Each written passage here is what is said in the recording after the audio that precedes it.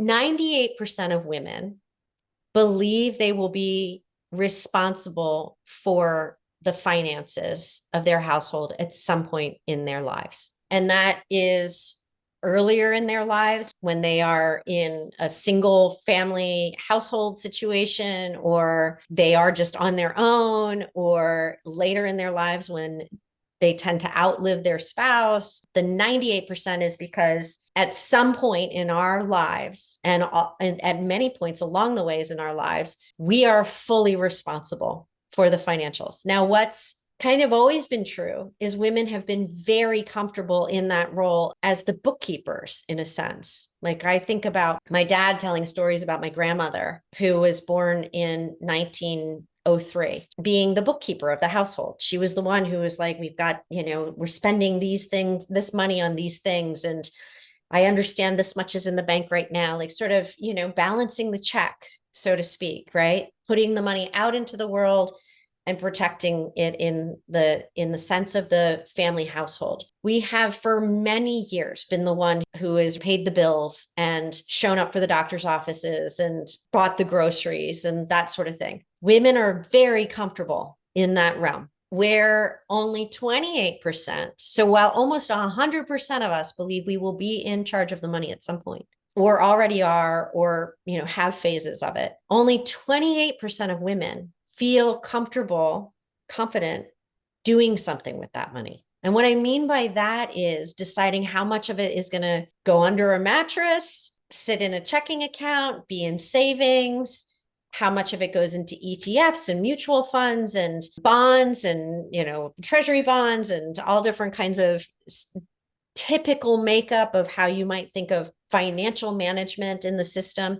and how much of it goes into the private markets. Only 28% of women feel confident taking money and figuring out how to get that money to make money. So that sort of wealth creation and that wealth protection. And I'm not using wealth as in wealthy. I'm using wealth as in you've got so much. How do you make sure that while you're, doing all these other things, that it's growing or at least being preserved? Why is that the case? I'll quickly give you a lesson on why that's the case. In the United States, the reason for that is because while men could own property and claim land in the 1600s, even before it was the United States, women could not do the same until the mid 1800s. While men started voting in the United States before it was the United States in 1619 in the colony of Virginia, women didn't get to vote until 300 years later in 1920. While the first bank was opened in the early 1700s, and men have been banking since the early 1700s in what is the United States, women were not allowed to take out a bank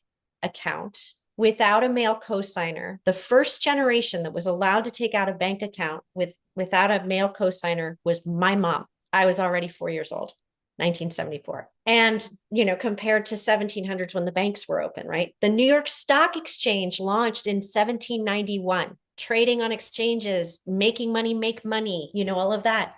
Women weren't even allowed to take out a business loan without a male cosigner until my generation. The first year a woman could take out a business loan without a male cosigner was when I was 18 years old in 1988.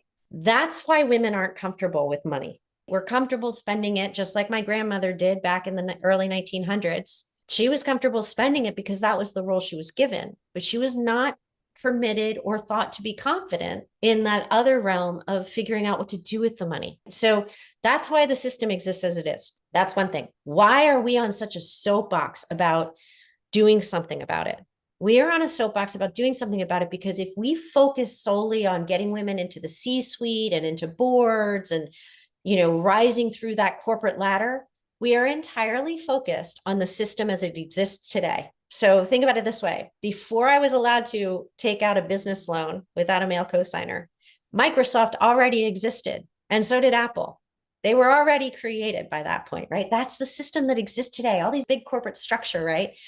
90% of innovation starts as venture-backed company.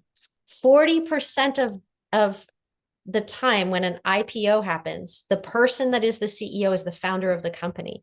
43% of public companies started as venture-backed companies. So everything we do know about the markets, like if we do have confidence, it's usually in the public markets. It's usually around mutual funds and our 401ks and our ETFs and our financial manager. And it's usually in that space that was created years ago. Those public markets came from this private market space where women have never played in any kind of notable fashion. And yet companies are staying private much longer.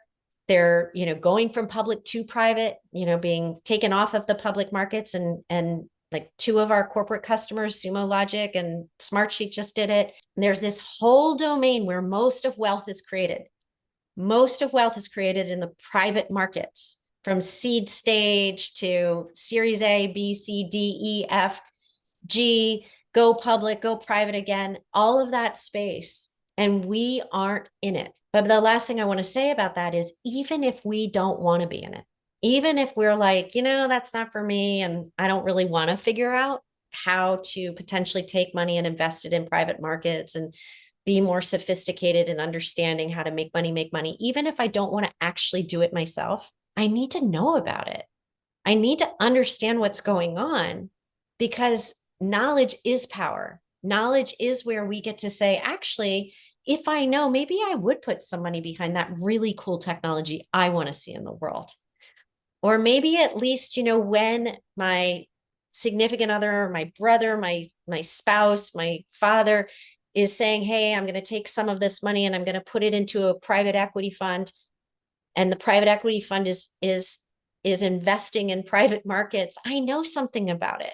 And I know what they're doing, because that's my money that's sitting back there, right? So that's my soapbox and why this is so important to me. And so we launched a course around this, and it's a 9-week intensive. Think about it as like you're going to University of Washington for a quarter, and you're taking this badass course that's going to end help you understand this space of the private market investing. So Lilia. Before I dive into the details of what we have planned in the course, I'll just kind of reiterate a point that venture capital, which is the common term we use for private market investing, is about so much more than just money. We think about, investing in the startup blows up, becomes a unicorn, goes IPO, we make tons of money. That happens once in a while, rarely, but it does. But what's even more important is all the companies that grow to a certain point, maybe get acquired, merge with other companies, compete and drive bigger companies to innovate. The important other piece that we really rarely talk about when we talk about venture is the amount of power wielded by the people who are making decisions about which companies get funded, which founders get funded, how they behave in the market towards their customers, towards their employees, towards society as they grow. And so one reason is, yes, we have a lot of money being controlled by women and more, and we want to be educated about it. But just as importantly, whether you're investing your own money, whether you're working at a company that's looking at mergers and acquisitions, or partnering with smaller companies or investing in them, whether you're thinking about a career in venture, which I hope some of you will do because we want more women in my seat of being a partner. There are so many, whether you're participating in incubator as an advisor or thinking about a board seat at, a company, and you want to understand how they're going to capitalize it. There are so many different ways to participate in taking some of that power and wielding it to make those decisions about what the future looks like. So that, for me, is sort of the reason that I'm out there educating more women to get involved in this space in whatever way, investing, yes, but in other ways as well.